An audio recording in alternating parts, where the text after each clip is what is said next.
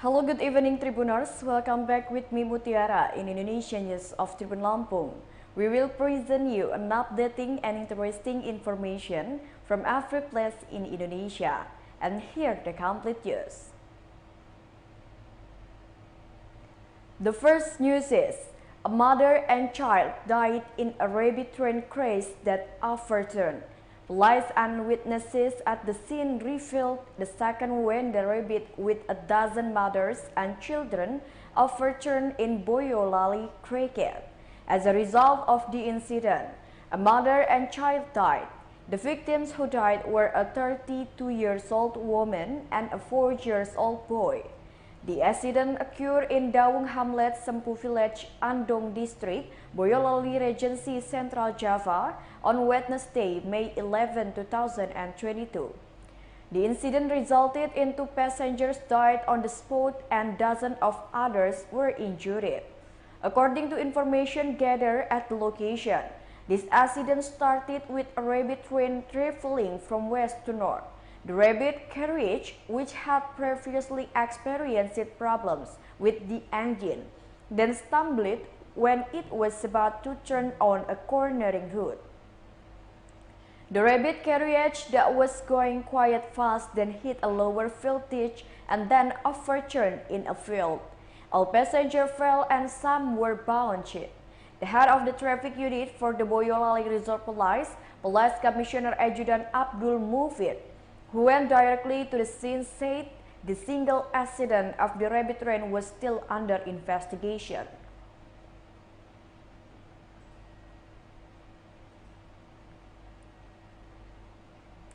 The next news is, residents carried the bodies of the victims beating to the police station as a form of disappointment.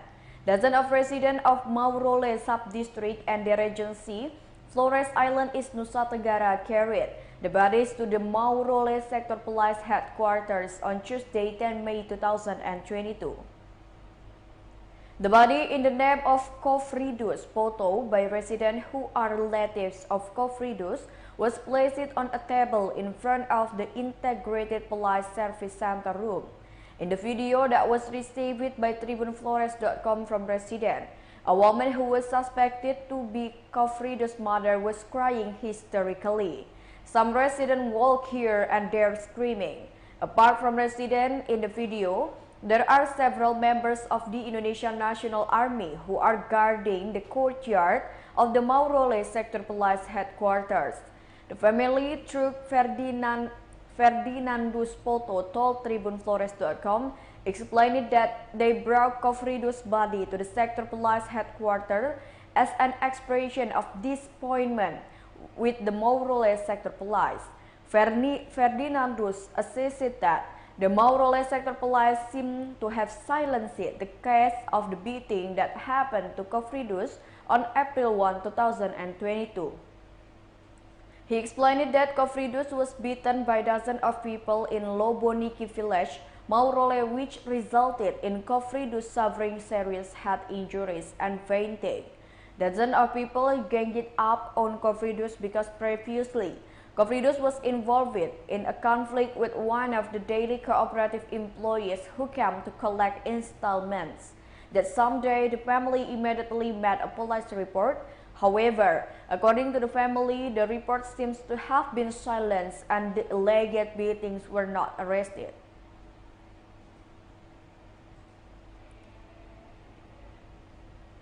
The next news is, the bus carrying dozens of Jambi University students had an accident. The bus that was boarded by dozens of Jambi University students going to a real-world college in Rimbo Bujang District, Tebo Regency, overturned while on the way to be processed in Mengupe Village, Tengah Ilir District, Tebo Regency.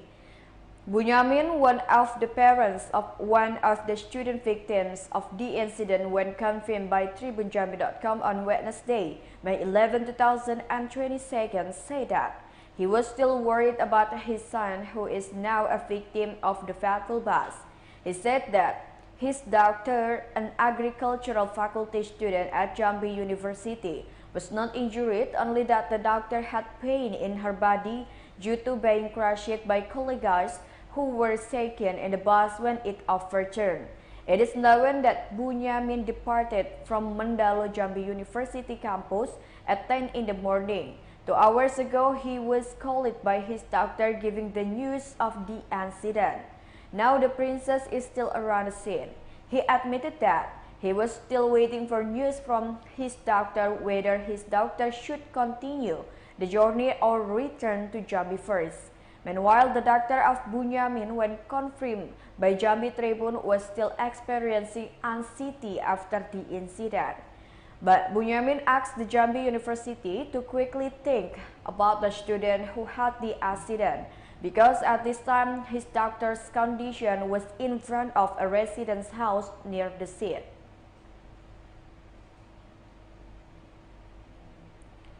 The next news is Chipotle Market caught fire. The fire in Chipotle Market, South Tangerang, also scorched 4 houses of local residents on Wednesday, May 11, 2022 in the afternoon. This was conveyed directly by the Chipotle Subdistrict head Bakhtiar, who observed the burning market. According to Bakhtiar, the flammable material of the store caused the fire to quickly spread to people's homes. The commander of the Platoon Group B of the South Tangerang City Fire and Rescue Service, Nuruddin, also said that hundreds of traders' stalls were scorched by the red rooster. Nuruddin said that in the process of extinguishing the fire, his party received assistance from the DKI Jakarta and Depok City fire teams. A total of 19 fire engines were dispatched to the scene. The fire was gradually brought under control. Meanwhile, on Ki Hajar Dewantara Street and Insinyur Juanda Street, there was a traffic jam because many residents gathered to see the location of the fire.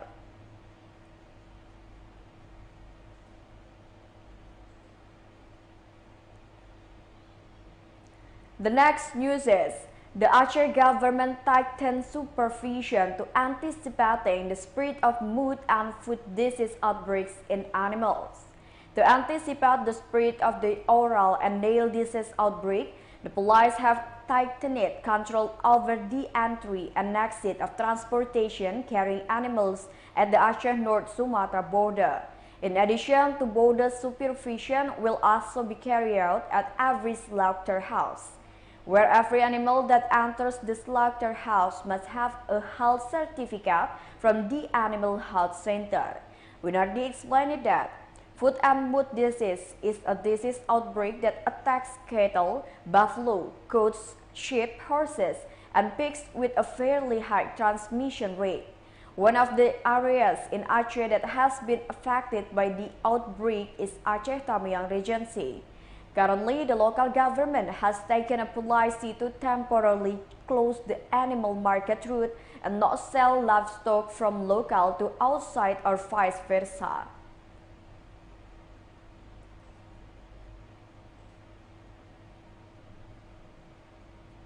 The next news is a number of basic commodities in Kendari experiences an increased prices after it. A number of basic necessities at traditional markets in Kendari crept up after Eid al-Fitr 1443 Hijriah or 2022. Based on the observation of tribunewsultra.com on Tuesday, May 10, 2022, basic necessities such as salutes, eggs, and sugar have soared. One of the traders at Kore Market, Irwan, said that there were several basic necessities that had increased after the Lebaran holiday. In addition, said Irwan, the price of packaged cooking oil that he sells has decreased. Irwan said the current price of cooking oil in the market is lower when compared to retail and mini market in Kendari City. He said the basic necessities that he sells and the average trader at the Kora market takes from South Sulawesi. Another trader, Lestari, said specifically that the price of shallot has indeed increased. He said the increase in the price of shallot was due to availability or lack of stock, and it had been happening for the last 3 days.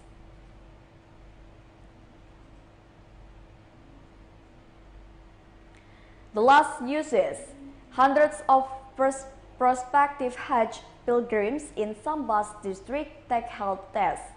143 prospective Hajj pilgrims from Sambas Regency take a health check and injection for meningitis and influenza at the Ministry of Religion Office of Sambas Regency, West Kalimantan on Wednesday, May 11, 2022.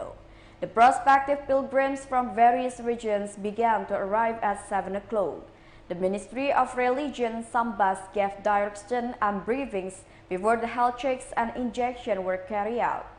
Head of Section for the Implementation of Hajj and Umrah at the Ministry of Religion Sambas, Herlan said that his party called for prospective pilgrims in Sambas Regency. He said that as many as 143 prospective pilgrims in Sambas Regency were injected with meningitis and influenza vaccines. He said that apart from vaccinating the prospective Hajj pilgrim, he also paid off the Hajj fees. The related bank provides services to the Sambas Ministry of Religion Office. He said the prospective pilgrims would submit proof of payment at the end of the year 2020 and would also receive proof of payment for the year 2022.